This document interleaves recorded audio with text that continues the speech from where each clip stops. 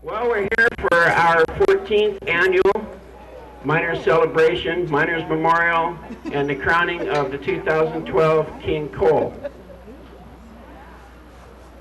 I'd just like to let everybody know right off the bat, my Uncle Louie's not here today, so I can't defer to him like I usually do. You guys won't hear nothing about the monsters under the bed or the baseball player with the 3 balls or nothing like that, but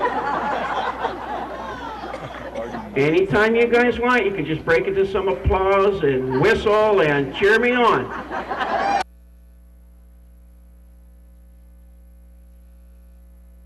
Well, we're here for our 14th annual Miners Celebration, Miners Memorial, and the crowning of the 2012 King Cole.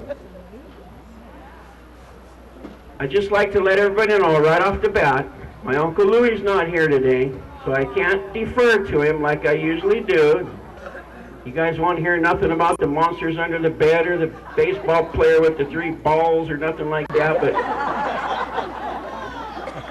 anytime you guys want, you can just break into some applause and whistle and cheer me on. It's highly encouraged. Oh, thanks. At this time, I would like to present the VFW Post 1373, Parade the Colors. You're looking the wrong way, Rick. The other way, Rick.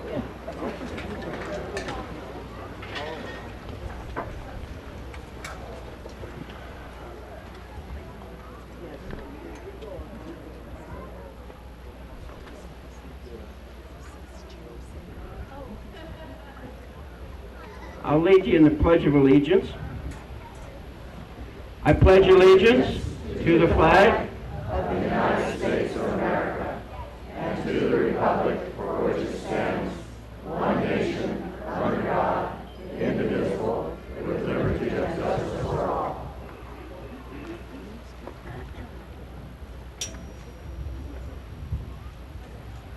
At this time, we would have a benediction from the Episcopal Reverend Mary Johnson.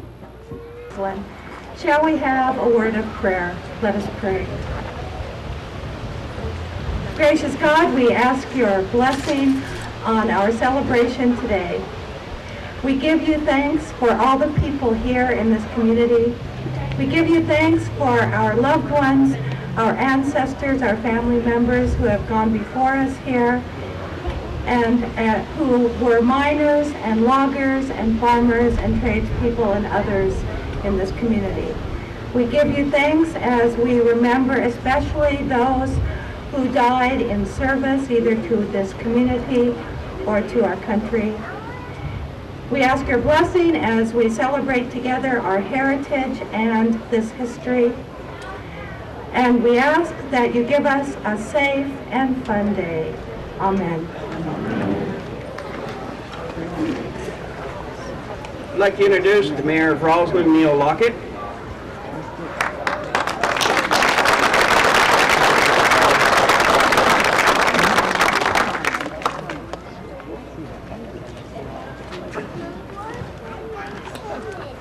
Good morning and welcome to Roslyn, Washington. Welcome to our residents, welcome to our part-timers, and welcome to our visitors. I'm Neil Lockett, the Mayor of the City of Roslyn, proud to be the Mayor of the City of Roslyn. Some of the following presentation was excerpted from the Roslyn Library website. The Roslyn Sentinel of March 1st, 1895, carried the following story about Roslyn's name. Nestled in the heart of the eastern foothills of the Cascade Mountains, 2,222 feet above sea level, lies the town of Roslyn. It has been said that the name of Roslyn was chosen because of a love that a Mr. Bullitt had for his sweetheart in a faraway town of Roslyn in Delaware. The article goes this way. On the faraway shores of Delaware, amidst the sand hills, peach orchards, and blue-blooded skeeters, nestles a little hamlet named Roslyn over a century ago. The high-bred people were of primitive stock. The daughters of these householders were the special objects of the devotion of many enterprising young men in the neighborhood. Now in this hamlet there lived a handsome, vivacious maiden who was particularly dear to the heart of a brave and sturdy young man who was penetrating the wild Northwest in 1886 in search of fame and fortune. This gentleman was one of our early pioneers, and it became his lot to name this new mining camp. After mature deliberation, he christened the town Roslyn on August 10, 1886, after the town in which his loved one lived. The event was duly celebrated, and the name was placed on a board and inscribed with a pine cone. It was nailed to a large pine tree which stood near Patrick's business property. Whether Mr. Bullitt later realized his hopes in love, we do not know, but if his affairs of heart were as fickle as Roslyn's fortunes, he had an interesting time. Roslyn was founded with the discovery of coal and the coming of the Northern Pacific Railroad in 1886. The town's population swelled dramatically in those first decades, from a few hundred in 1886 to about 4,000 people in the 1920s. The Roslyn coal field attracted men from coal mining regions in other parts of the United States and from nations with well-developed coal industries. 40% of the population in 1900 was foreign-born, mostly Slavic, Italian, and English immigrants. In fact, 24 nationalities have been recorded living in Roslyn at one time. Sprawling across wooded hills on the outskirts of town lie the 25 cemeteries, and actually, there may be 26, there may be 27, still segregated as to ethnic origin and lodge affiliation. The ethnic mosaic of Roslyn is fascinating. That so many nationalities and ethnicities would migrate to our beautiful area is wonderful. And their toil carved out not only the coal deposits, but also carved out what would become our city of Roslyn today.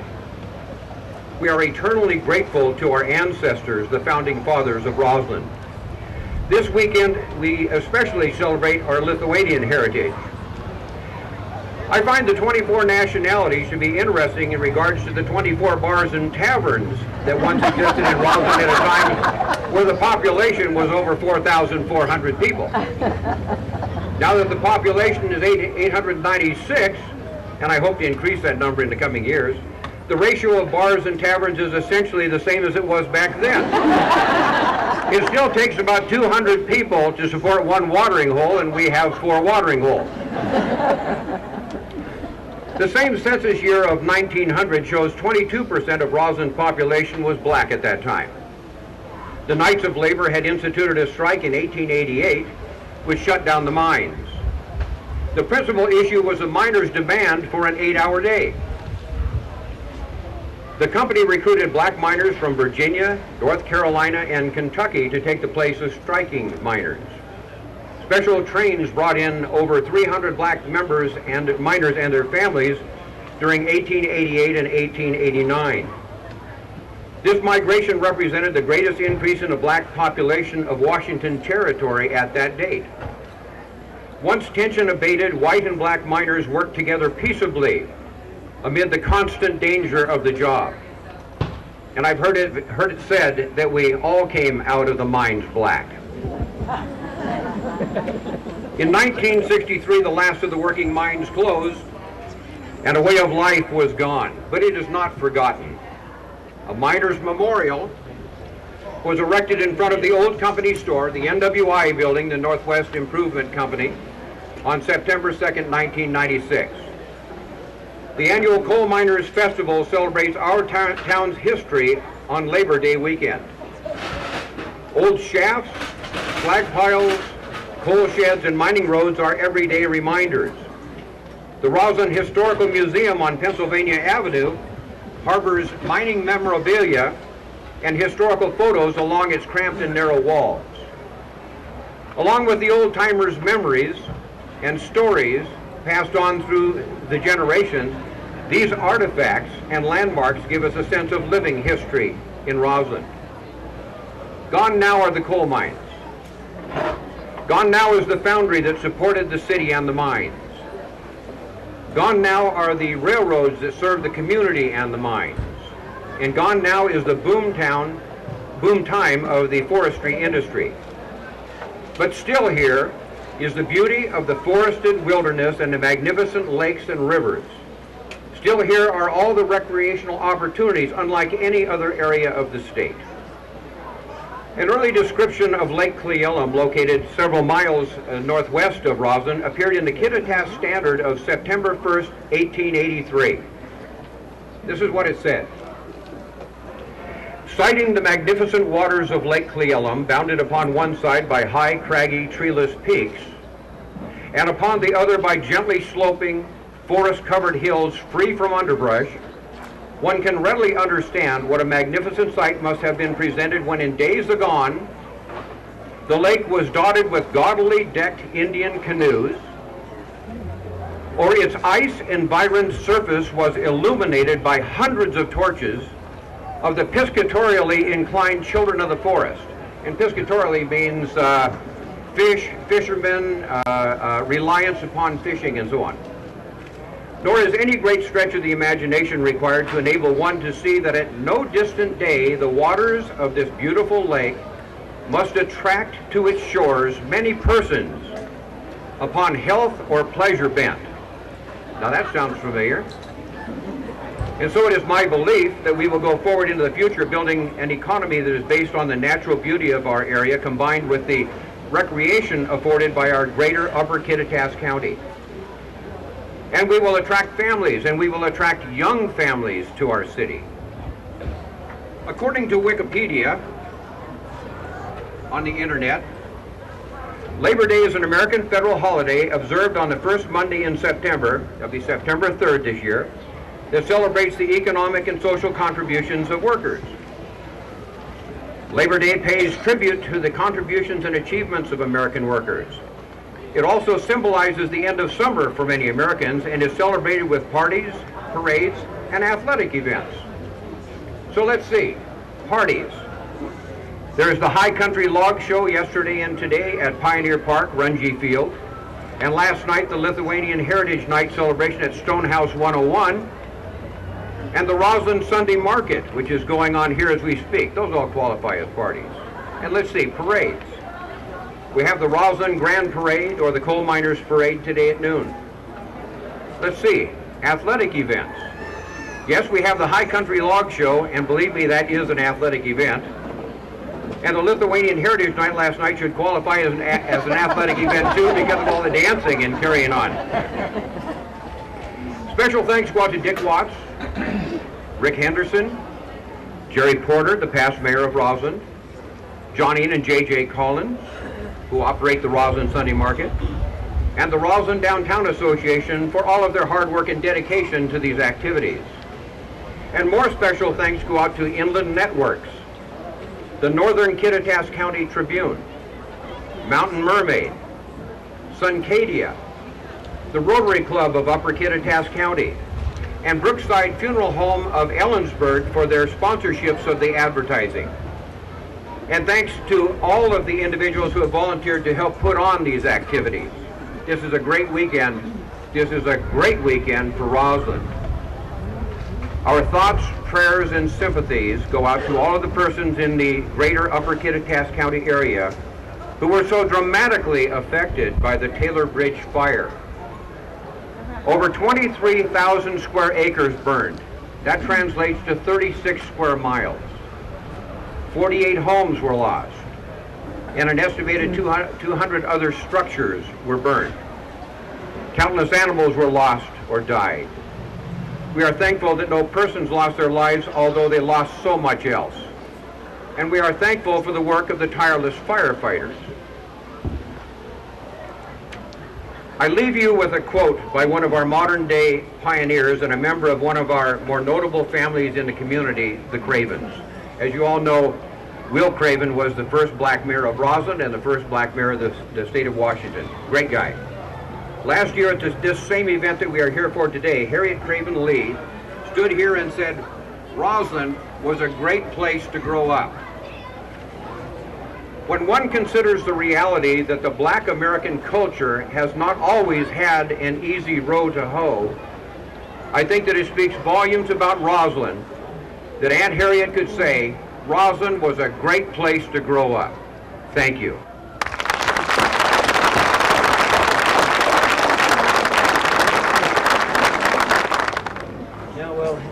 We'll have Gil Ward and Joanne Iverson sing America.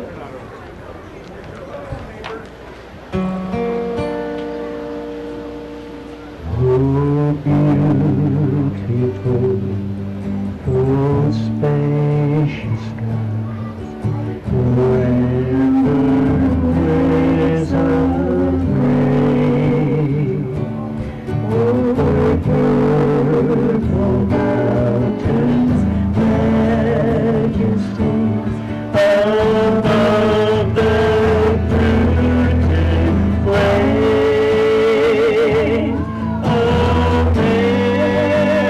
America,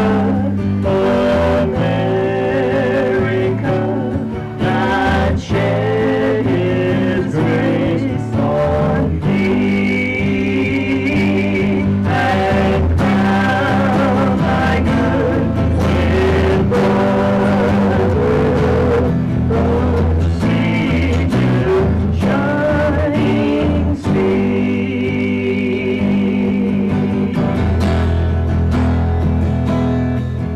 And I'm proud to be an American, where at least I know I'm free. And I won't forget the ones who died and gave that right to me. And I gladly stand up next to you and defender still today. 'Cause there ain't no doubt I love this land. God bless the USA.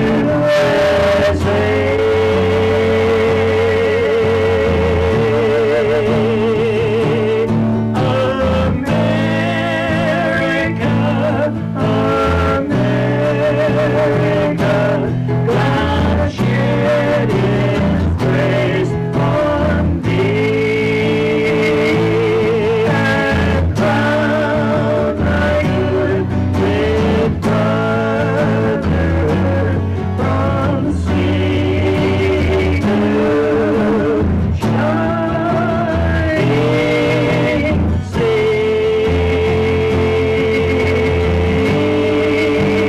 shining sea.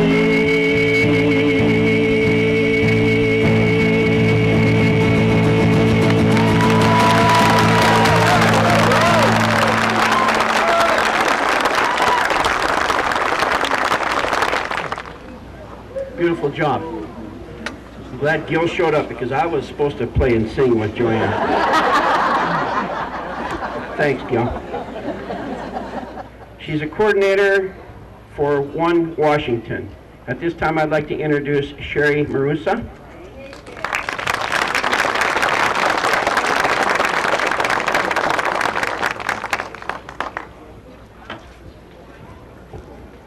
Good morning, and what a great day for a celebration. I'd like to start out by saying that the Roslyn Downtown Association board members, President Deb Hoffman and Carl and Jennifer, who else we got up there?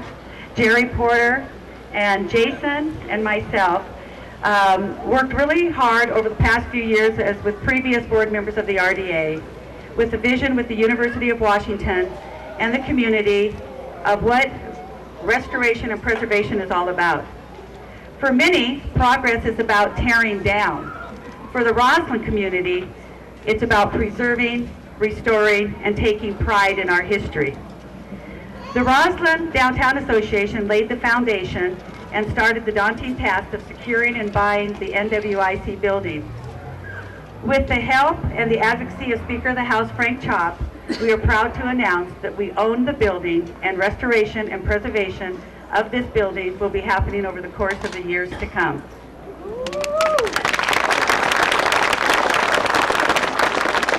The Speaker's wife, Nancy. Nancy, will you please stand up? She's with us here today, as well as his lovely daughter, Ellie, and her boyfriend, Jeremy. Nancy gave me a phone call, and she loves Roslyn, too. And she said, Sherry, there's an architect who built a home in Roslyn by the name of Kevin Kane. Call him and get him involved. Kevin Kane has worked full-time for Sherry Marusa ever since. Kevin, we thank you so much for your work on behalf of the community of Roslyn and for your architectural firm expertise in helping us. I've been asked by a lot of people over the course of the years, what is it like to work for the Speaker of the House? Well, Frank, it's your moment. Frank had a vision years ago called One Washington. He believes, as a representative from the 43rd District of Western Washington, that as Speaker he represents the people of Washington. So as an ambassador, we look at 39 counties of this great state to evaluate the needs, the challenges, and look for solutions, whether it's on transportation, energy, from renewable energy to nuclear energy to water. It is a daunting task of many, many areas in politics and in legislation that needs to be done. What you can do about Speaker Chop, though, and it's really easy, you can all go home and you can Google him. So you can Google him and you'll learn how old he is, so I'm not going to say that. You can learn that he graduated from the University of Washington. You can learn that he's had 17 years as a leader of our state. And you can learn of a lot of the great political and active work that he has done in helping many causes across the state.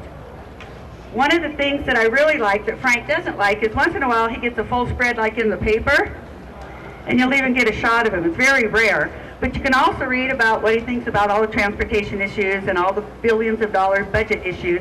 And he's a leader. He's a problem solver, and he is a leader.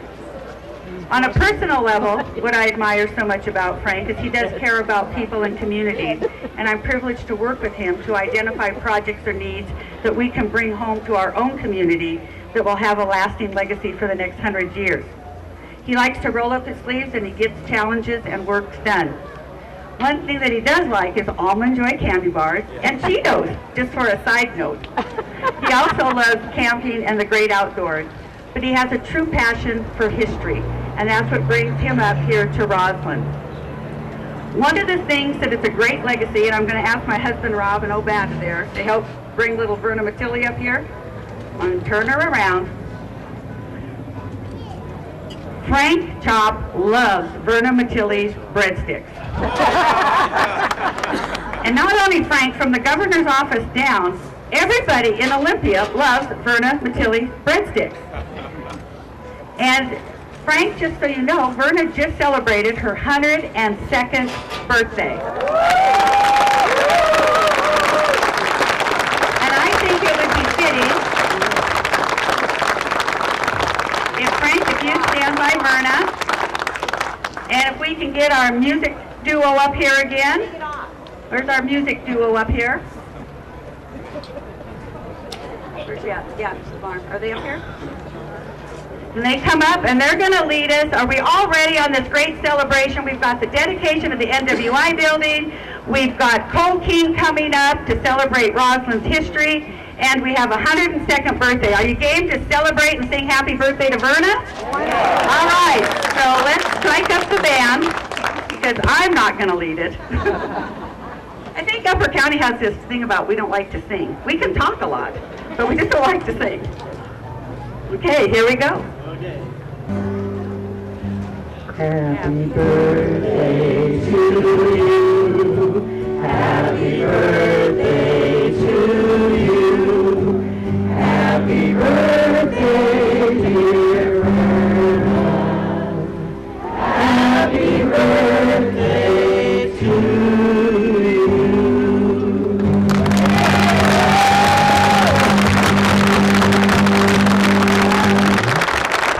Ladies and gentlemen, it is with great pride and respect that I'd like to introduce my mentor and dear friend, Speaker of the House, Frank Chop.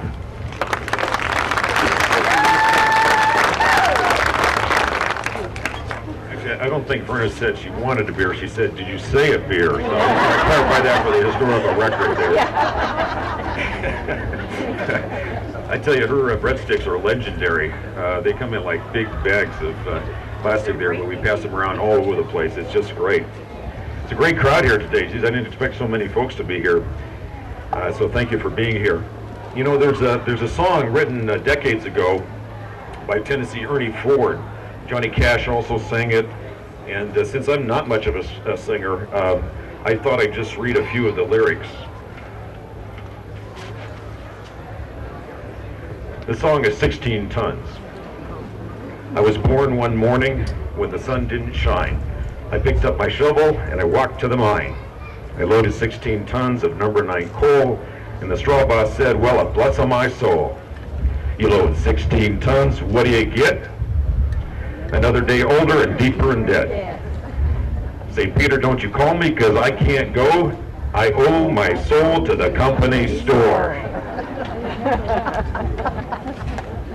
Let's hear it for Tennessee Erdick Ford for that. Yeah, that's a great song.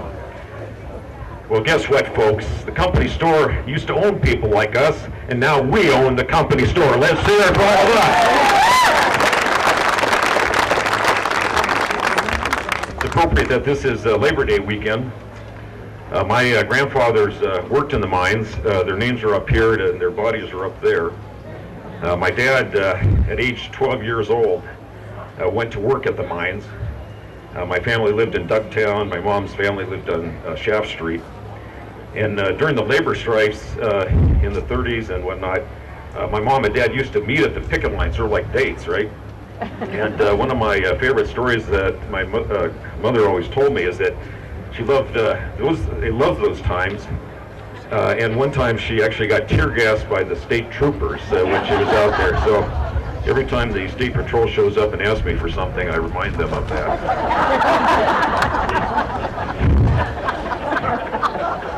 It's true, I'm not making this up. Last time she was in Roslyn, she took us on a tour where she was tear gassed. It's sort of weird to have that experience in your life, but whatever.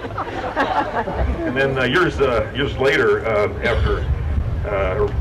years ago, when I was a little kid, my dad actually took me on a tour of the mines before they all closed in 1963. I don't know about any of you, but I remember very vividly when he showed me the coal mine shaft, and I looked down. And from that day forward, my perspective on life changed a lot. We have a lot to be grateful for, and that just really changed my life just seeing that. Now, all of them have passed away, but it's so very important to keep their history alive. There's many people here that we should thank in this effort. The first group I'd like to thank is actually the Roslyn Ronald Heritage Club. Any members of that group here today? All right, that's what I thought, yeah.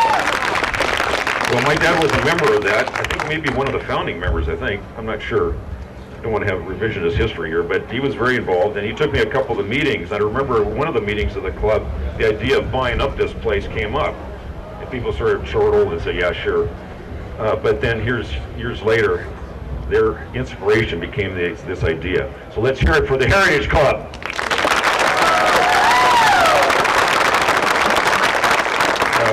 I would classify that as polite applause. So let's literally hear it for the Heritage Club. That's better. You know, if you're going to revive this now, you got to act like it. Later, a new group got started, the Roslyn Downtown Association, which actually became the catalyst for this particular project. Lots of meetings, lots of plans, lots of people, and essentially, it's about the Roslyn Renaissance. This effort that we have here today is yes, it's about the past, but it's also about the future. And that's why it's important. So let's hear it for the RDA.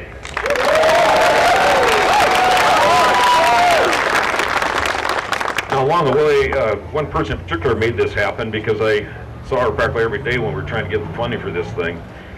And she's a great leader on a lot of other projects like life support, and also did a lot to help support the firefighters recently. And that's Sherry Marusa with her husband, Rob. Yeah, let's hear it for Sherry and Rob. There's one last thank you before we do the ribbon cutting here of people who made this possible. It's all of you folks and all the people of Washington State who provided the funding to purchase this place. You know, I still can't believe we bought the company store. Let's hear it for the people of Washington.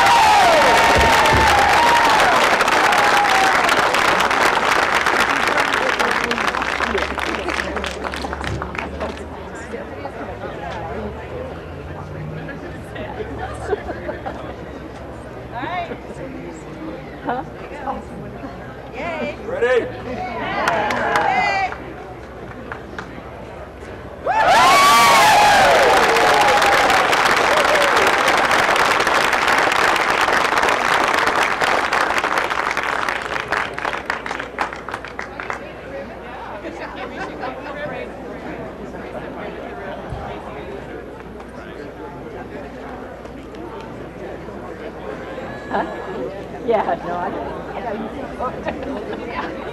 Sure, it's all cameras, like it's over. Forever. Yeah, well, like as you know it, it's just in. At this time, I would like to introduce the present queens, past queens, and the past King Coles. Start with the present queen, Doris Maris.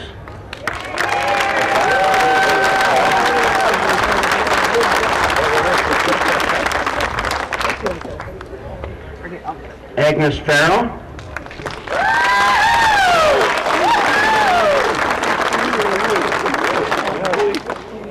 Olga Newton.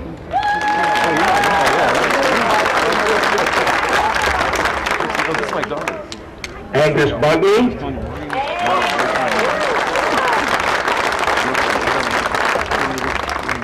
Julie Waldron.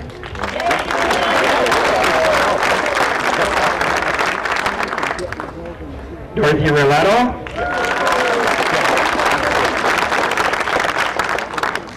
Vi Burke.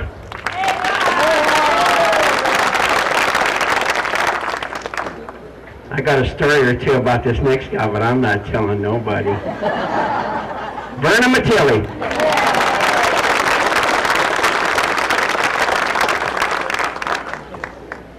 Past kings that are present, John Farrell.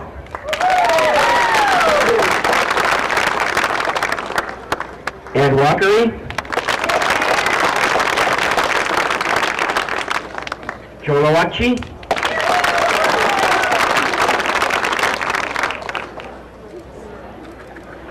At this time, I would like to offer a moment of silence for members of our Heritage Club, members of our community, past kings and queens that have passed away. If you all respect that, thank you.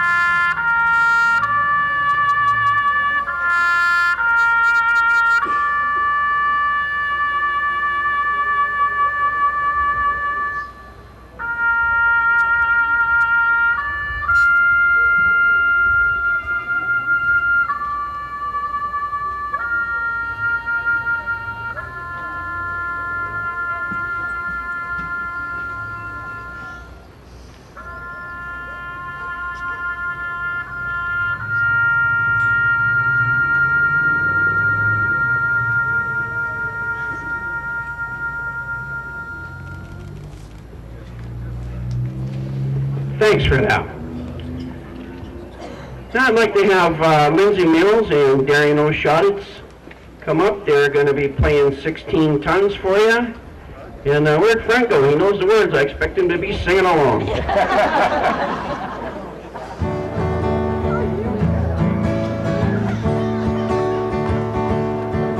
I was born a coal miner's daughter in a cabin on a hill in Butcher Holler. We were poor, but we had love. That's the one thing Daddy made sure of. He shoveled coal to make a poor man's dollar. My daddy worked all night in the Van Leer coal mine, all day long in a field of mowing corn. Mommy rocked the babies at night and read the Bible by a cold night. And everything would start all over come break of dawn. Daddy loved to raise 8 kids on a miner's pay. Mommy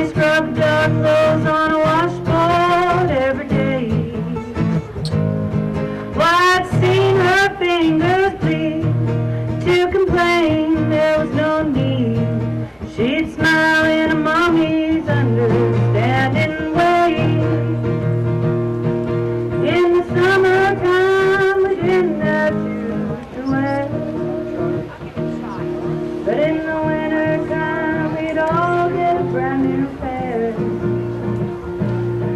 From a mail order catalog, money made from selling a home. Daddy always managed to get money somewhere. Yeah, I'm proud to be a coal miner's daughter. I remember well the well I drew water. The work we done was hard, and now the seas we were tired. Never thought I'd ever leave in such a holler. Well, a lot of things have changed way back then, and it's so good to be back home again. Not much left but the floor, nothing lives here anymore, except the memories of a coal miner's daughter. Thank you.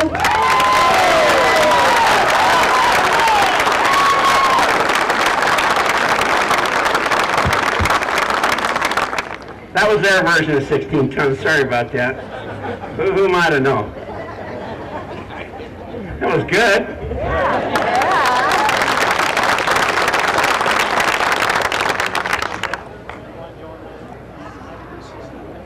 You guys want Gil and Joanne to sing 16 tons for you? Do you or not? They'll do it.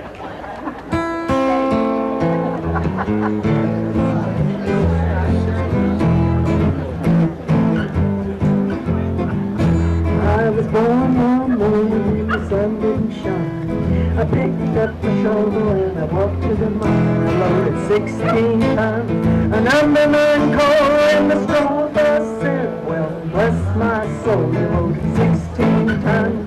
What do you get? Another day older and deeper in debt.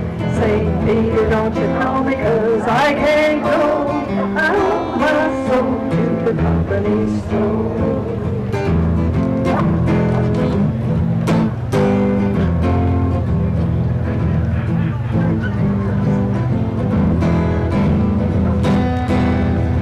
I was born one morning when the sun didn't shine. Picked up my shovel and I went to the mine. Loaded 16 tons of number 9 coal. Well, that strong boss said, well, bless my soul, you load 16 tons. What do you get? Another day older and deeper in debt. St. Peter, don't you call me, 'cause I can't go. Well, I owe my soul to the company soul.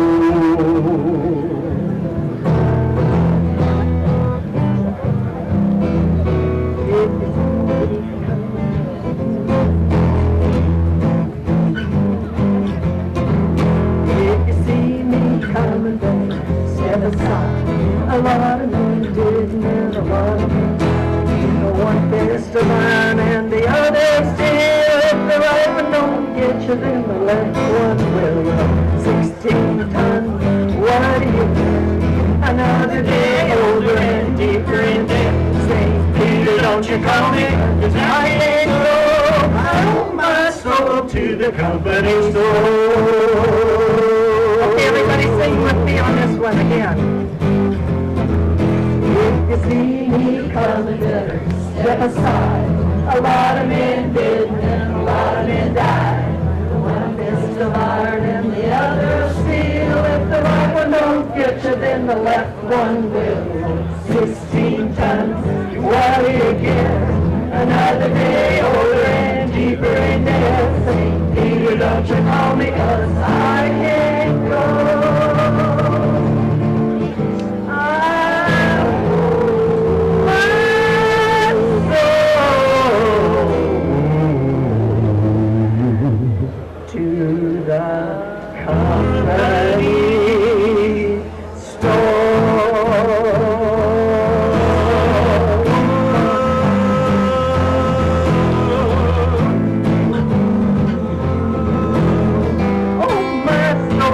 the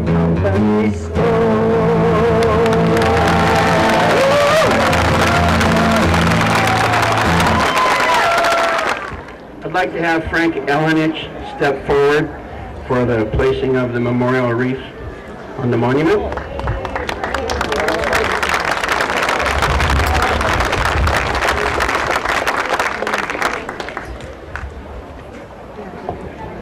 Thank you, Rick. I sure appreciate the program the committee put together. I think they ought to give them a big hand here.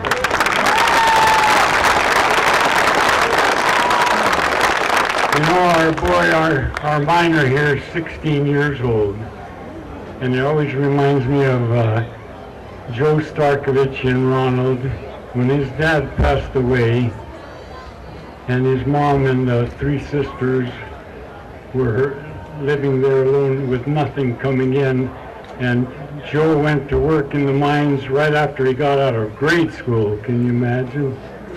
And after that, everybody started calling him Miner. Well, when anybody in Ronald talked about Miner, we all knew who he was. That was Joe Starkovich, but nobody knew him, not too many of them knew him as Joe Starkovich. It was Miner. So, okay, you know, Louis Osmanovich was here last time talking cold stories. I'd like to have my little cold story. Johnny Vadislich and I went to this Boy Scout meeting, and we wanted to join the Boy Scouts.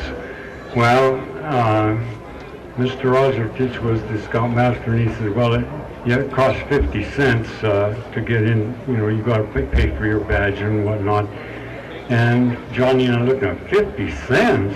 Man, you know, that's just like today, somebody asking some grade school sit for $50. So anyway, he says, well, I'll tell you what.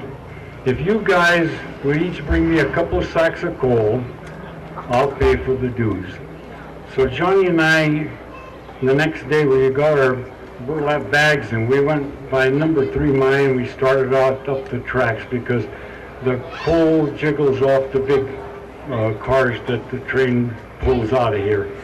And people pick these pieces of coal along the tracks. Well, Johnny and I went from number 3 mine all the way up the tracks picking this coal. We probably had a half a sack each.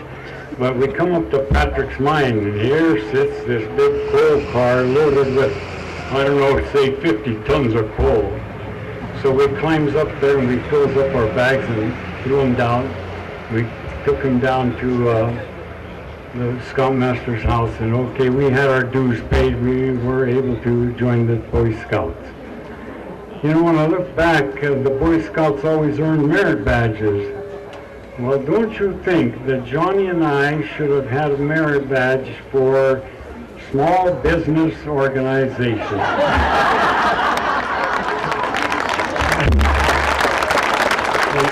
Thank you a lot. And I just don't want all you people to forget there's a town called Ronald up here too, and that's where I come from. We got the big number 3 in Patrick's mine up there. But Ronald isn't that much mentioned at times that when we have meetings and whatnot. But I want to tell you, there's some awful darn nice people that were up there in Ronald, and there still is. Thank you very much.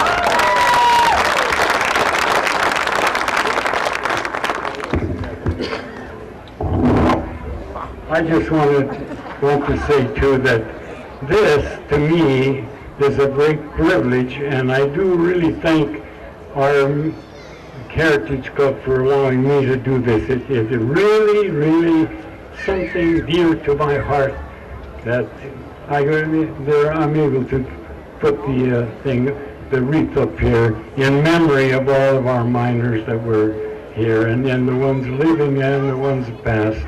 And I also want to say we want to honor also their wives too, because I'm telling you, they had it tough. All the young people out here, they can't really realize there was no washing machine, no dryer, no electric stove, I mean, everything had to be done all day long. These women worked hard to keep the families going, and we want to remember them too. Thank you very much.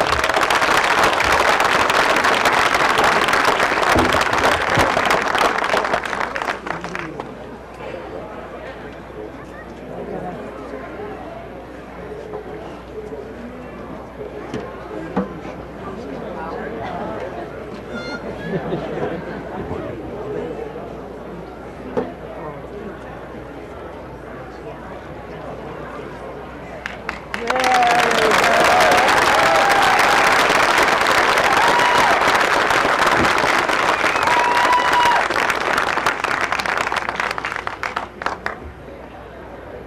we're there.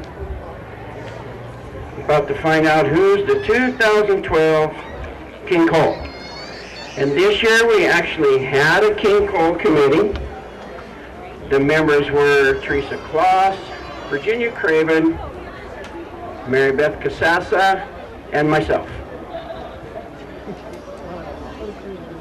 And I appreciate all their hard work.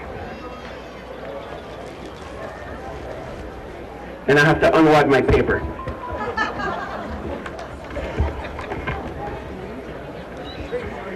This year we have a new twist to our King Cole recipient due to the fact that the generation of our old coal miners, they're slowly leaving us.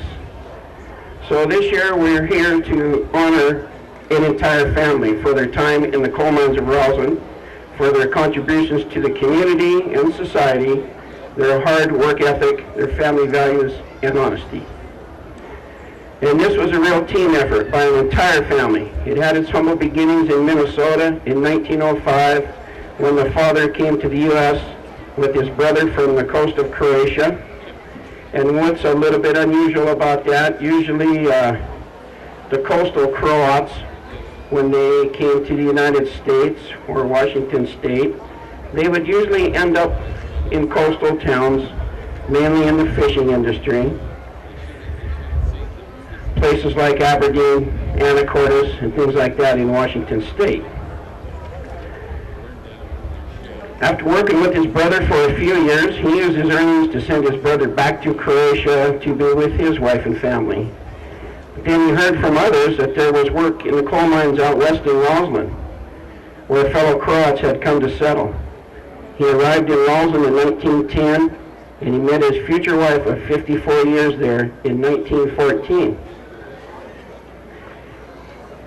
If anybody thinks they might know who the King Cole is this year, I don't want you to say them, but raise your hand. It's interesting to see if you're catching on here.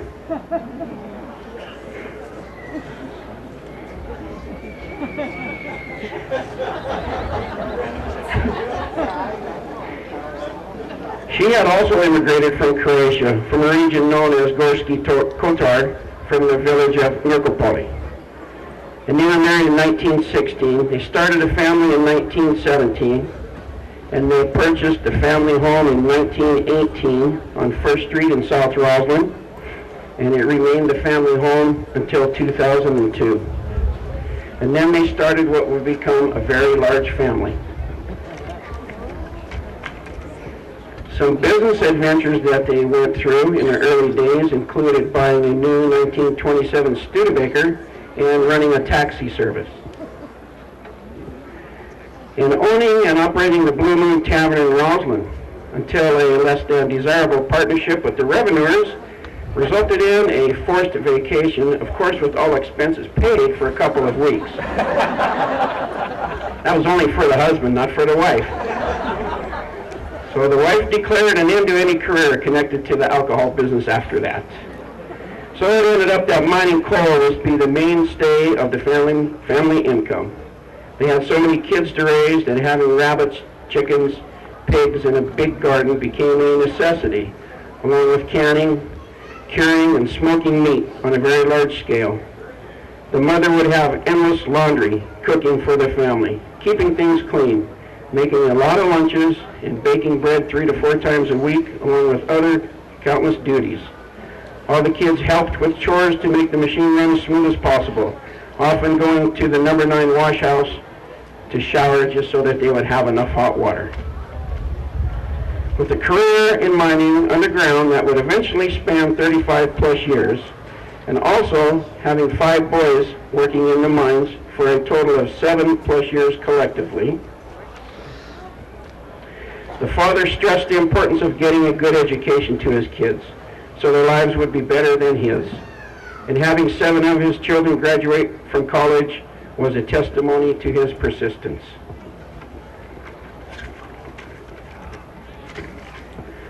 father and mother also stressed the responsibility of duty to country to their children. Having 10 of their kids serve in the U.S. military, 8 of them in World War II at the same time. So, as you can see, this is a very deserving family to receive this honor. They were known as the Fighting Barraches during World War II, but today they are the Mining Barraches. And I would like for the Barrach family to come forward, please.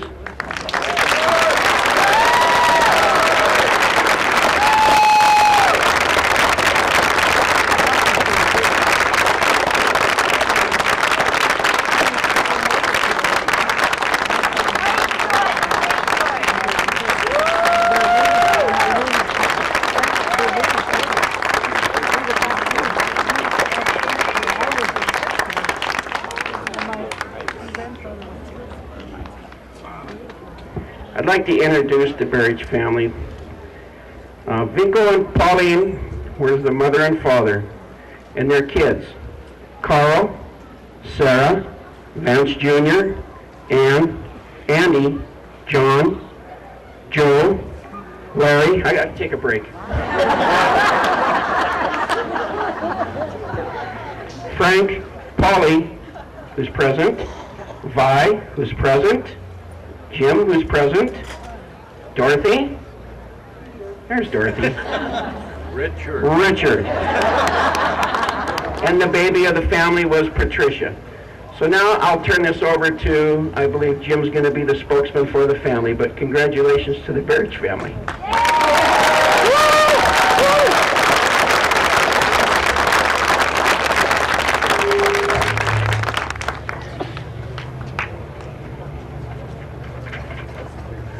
My goodness. You hear that advice from my older sister? Behave. Rick, thank you so much for the beautiful program, and thank you, visitors, people from Ronald, Frank, Roslyn, and Cle Elum. We are very proud of our Heritage Club. I was happy to serve, and I'm still happy to be a member of the club. Mayor Lockett, Speaker Chop, Queen Doris, and all the queens. There are so many of you and only 3 of the men there as King Cole. What an honor to be joining you as King Cole. And thank you, Heritage Club, for selecting the Barrach family as a 2012 King Cole. How does one compile a story of Cole as king in a family of 15 children and mom and dad? Our story is not unique in what comprised the families of Roslyn in that era and today. Only there were more of us. Glad mom and dad didn't stop at 11, as I was number 12. You know, my mom and dad leaving their home in Croatia, beautiful Croatia. I visited there with cousins and was blessed by seeing my grandparents' graves who I never knew. They left home at 18, never to see their mom and dad again, who they truly loved dearly. It must have been heart-wrenching for them to leave and come to America, land of freedom and opportunity. The sacrifice that my grandparents made as their children. Didn't get to know them, but I know we would have loved them too. You know, Roslyn, as was mentioned by Speaker Chop and by Rick and others, was a melting pot for sure. Our neighbors, the Johnsons, were from Finland. The Saivettos across the street from Italy. The Bednars, Aggie's parents, were from Slovakia. We had the Ashes and the Cramules, the English. We had the Mulvihills up the road, Lithuanians. All of this came to the land of opportunity and freedom and became citizens. You know, there are many stories of our parents as they were going through classes with Walt Straub to become citizens. They had their papers, but they needed to pass the test. And so Walt was a good teacher. I can recall my parents and the many stories they gave. And he qualified them to become citizens, which they took great pride in. They loved this country. My sister Dorothy has an inscription on her plaque on the wall here that reads, "Dad mined the coal, Mom did the work." And as you can recall from Frank's comments and others, that yes, our mothers truly did the work. She was a saint, believe me.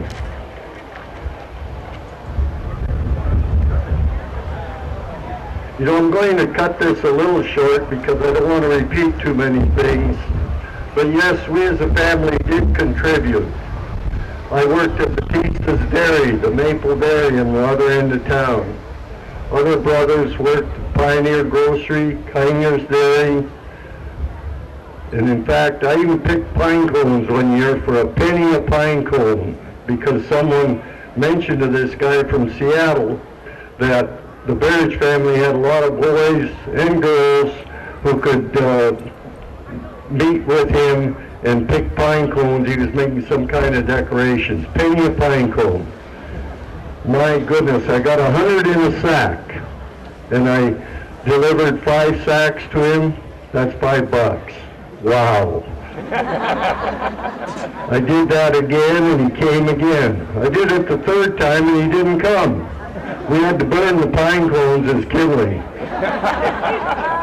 You know, growing up as a kid, number 9 was fascinating. We had a ball field down there, but the most fascinating thing was to hear the trip coming out of the mines with a big roar.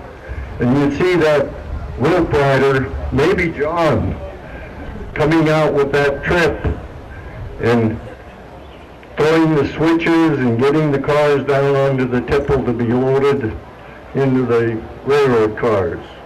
We also dreaded the sound of the ambulance as kids that went screaming through town. We didn't know maybe it was my dad. And some dads did get crushed, injured in mining accidents. Don't like those memories. You know, Dad worked at Patrick's, 4.5 foot vein going into the side of the ridge up there at Ronald. It was called a Cascade Coal Company. We knew it as Patrick's. Most of the miners there worked on their knees most of the day. They got water on the knee, and a lot different than our mine at number 3 where we had a 5.5 foot vein where we could stand. The war years told another story. A lot of families left to go to Seattle, work at Boeing's, work in Renton, Todd Shipyards. The brothers and the sisters in the various theaters of war. Brothers D-Day, Brothers Vance, Brother John, Brother Joe and Carl in the Navy all through the South Pacific. Brother Larry, Brother Andy, Philippines, Leyte, securing the Philippines. Yes, our letters. And most of all, I guess I forgot Sister Ann too. She was an Army nurse. She was actually what you would call a MASH nurse. She saw the ravages of war. What story she had to tell. You know, as I finish the rest of this and try to get these papers to stay,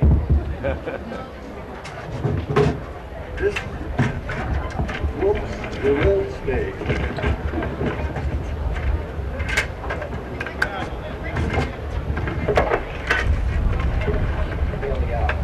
Thank you, appreciate it. This is the bucket that Dad and I and several brothers carry. This is Dad's pay slip from Patrick's. Let me just quote a few of the yearly wages that he received. In 1937, total for the year, $1,585. That was about $140 a month. 1938, $1,398. 1939, $1,031, raising a family of 14. The war years brought on more hours, more time. In fact, 1944, he earned $2,969. Rick mentioned the tavern. I still have, given to me by Sam Tellerico, a coin that says Vance Berridge, good for 5 cents. You know, the Brick had them too. They had those coins, you know, with a hole in the middle. Also in this bucket are all my mine slips from number 3. This is what they look like. Why I kept them, I don't know. But I did. Oh, I've got Dad's driver's license in here too, someplace. But it was quite unique to read. I must have it in the bottom. That's all right. That's all right. Quite unique to read. 1927, driving that Studebaker. This mine slip, maybe if I can get Rick to hold these. This is what it looked like. On here was the time. This particular one was 11 days at $19.95 a day. That's what I was paid in 1953, January 20 or 31st. I'd spent 39 months in the Marine Corps, got home at Christmas time, went to work at number 3 2 weeks later. Total of $219.45. Social Security, then all of the supplies, if you bought coal or supplies here at the company store. Medical was $4 for the hospital, doctor's office right across the street, Doc Mooney for us. First aid, $308, total deductions, $43. My check for 2 weeks of work, $175.68. Here are the rest of them for the rest of the 1953 and 54. That's it.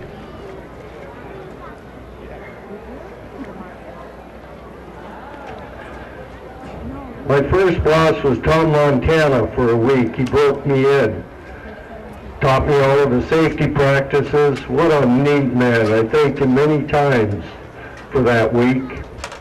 He taught me all there was about mining that would probably save my life in a few instances. Anyway, from there I went down to work with Honey Vlavich as our boss or gaffer. What another neat man. What a good crew. Then from there, in 1954, I went up to the Hill Mine, worked with Charlie Klaus as my boss. Billy Long was the other timberman. He and I timbered on each side of the coal machine called the Joy Machine. Never figured out why there was much joy in coal mining like that, but that was the Joy Manufacturing Company. You know, we all cherish these memories as coal miners, and I couldn't be more proud to have the title of coal miner and a coal miner's son. Thank you.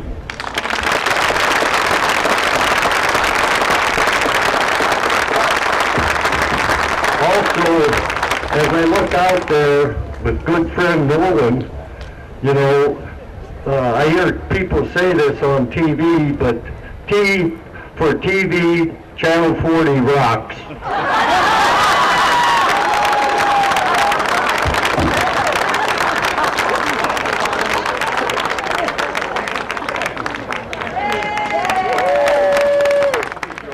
Well, that does it for another year. Thank everybody for showing up. We had a great day, great weather, great program, great people, fantastic family, the Berridge family. Congratulations to them. And thanks everybody.